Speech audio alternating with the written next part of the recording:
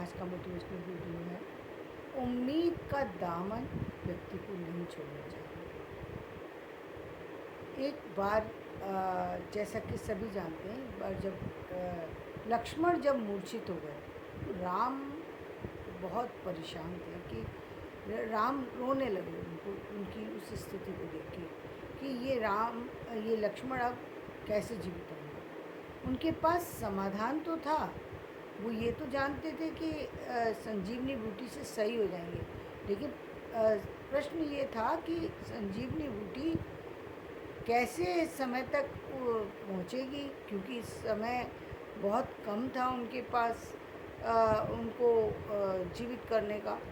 और लाने का भी एक प्रश्न था कि संजीवनी बूटी लेने कौन जाए, रात्रि का समय लेने कौन जाएगा और वहाँ से लेकर के कौन आएगा। तो उन्होंने हनुमान जी को इसके लिए चुना, क्योंकि हनुमान जी पवन पुत्र हैं, उड़ कर के जा सकते हैं।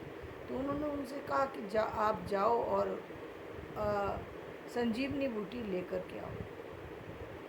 हनुमान जी वहाँ चल दिए और वहाँ पर जाकर के वो पहुँच गए उस पर्वत पर जहाँ पर उनको बताया गया था, उस जगह पर पहुँच गए। लेकिन समस्या ये है कि इधर तो राम परेशान है कि हनुमान अभी तक वापस क्यों नहीं आ रहे, और उधर हनुमान भी परेशान है, क्योंकि अब प्रश्न ये, उन्होंने संजीवनी बूटी लाने के लिए तो कह दिया राम से, लेकिन लेकर के कैसे जाएं, क्योंकि इतने सब वन के अंदर जो सारी चीज़ें हैं उसमें संजीवनी बूटी है कौन सी, ये हनुमान को पता नहीं है कि हम लेकर के कैसे जाएं।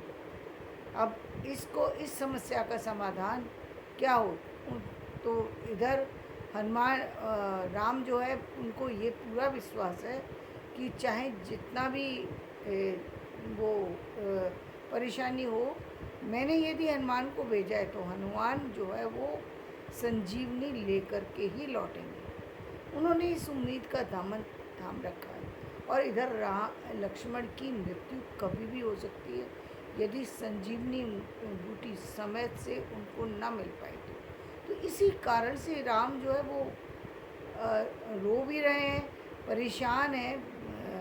थे तो ईश्वर, लेकिन थे तो मनुष्य के रूप में। तो उस समय उनके लिए वो चिंता का विषय था कि अब यदि राम के प्राण चले गए तो तब क्या होगा। तो ये प्रश्न उनके लिए भी उस समय उतना ही महत्वपूर्ण था जितना कि एक आम इंसान के लिए होता है। जब आम इंसान भी कोई अपना व्यक्ति जो कि उसे अपने प्राणों से भी अधिक प्रिय है, वो यदि कहीं उसको खो जाने का जब व्यक्ति को डर होता है, तो उसकी स्थिति इसी तरह की होती है जिस तरह की राम की स्थिति थी। इसीलिए राम लक्ष्मण को के लिए रो रहे हैं और इंतज़ार कर रहे हैं। हनुमान ने सोचा कि अब क्या हो सकता है। उन्होंने उस पल एक सोचा कि क्या किया जाए, और उन्होंने सोचा कि ये पर्वत को ही लेकर के चला जाए, क्योंकि ये पूछने का वक्त नहीं है, न वापस जाने का समय। उन्होंने पूरा पर्वत ही उठाया और उसे ही लेकर के आ गए। तो यहाँ पर दो चीज़ें आती हैं कि एक तो हनुमान जैसा वीर, हनुमान जैसा बलशाली और हनुमान जैसा आज्ञाकारी जो उनका जो प्रिय शिष्य है, वो कोई और नहीं हो सकता कि जो कि वो अपने आप को, हनुमान जी अपने आप को राम का सेवक भी मानते थे। तो वो जो सेवक भाव है उनका, वो सच्चा है, और वो उनके अंदर वो सामर्थ्य भी है कि वो उन सारी चीज़ों को पूरा, उनके दिए हुए काम को पूरा कर सके। तो इसीलिए वो पर्वत को लेकर के वहाँ आ गए। राम ने देखा कि ये क्या, कि ये तो पूरा लेकर के आ गए, ये क्यों, इतना क्यों, ऐसा क्यों। तो उन्होंने कहा कि आपने मुझे बताया कि संजीवनी बूटी लेकर के आओ, लेकिन इसकी मुझे पहचान नहीं है, तो मैं इसलिए ये पूरा लेकर के आया। तब राम ने वो संजीवनी बूटी ली और लक्ष्मण के प्राण बचाए। और जब लक्ष्मण मूर्छा से बाहर आ गए तो हनुमान के उन्होंने गले लगा लिया, और राम जो है वो रोने लगे तो हनुमान ने पूछा कि ये आप जो है, आप तो सर्वज्ञ हैं, सब जानते हैं, फिर इतने व्यथित क्यों हैं? तो उन्होंने कहा कि मुझे ये तो भरोसा था तुम ले आओगे, लेकिन मुझे ये चिंता थी कि यदि समय से नहीं आ सका तो मेरे आज जो है मुझे लक्ष्मण के को खोना पड़ेगा, इसलिए मैं व्यथित था। लेकिन उम्मीद थी कि तुम समय से लौट आओगे, और वही हनुमान ने किया।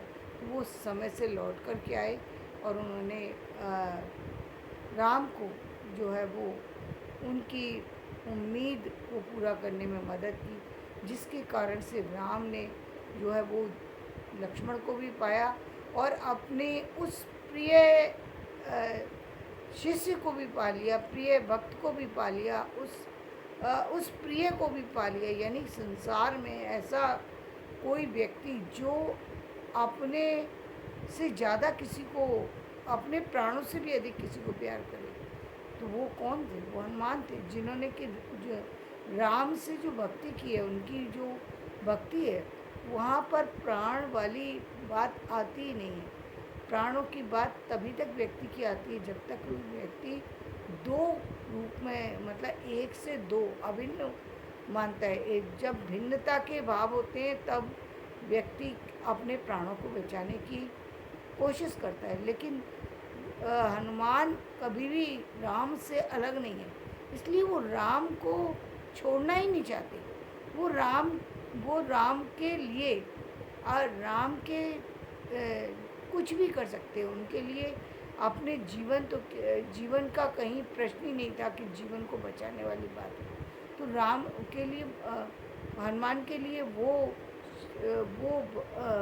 प्रिय व्यक्ति को पा लेना, इतना ऐसा कोई व्यक्ति पा लेना जिसके साथ उनका संबंध अब कोई पारिवारिक संबंध नहीं है, कोई पत्नी का संबंध नहीं है, कोई भाई का संबंध नहीं है, कोई रक्त संबंध नहीं है, लेकिन ऐसा संबंध जो कि दिखाता है कि एक ऐसा संबंध है जहाँ पर जो हम कहते हैं ना कि हमारा कोई रक्त संबंध नहीं है, तो रक्त संबंध ही महत्वपूर्ण नहीं होते।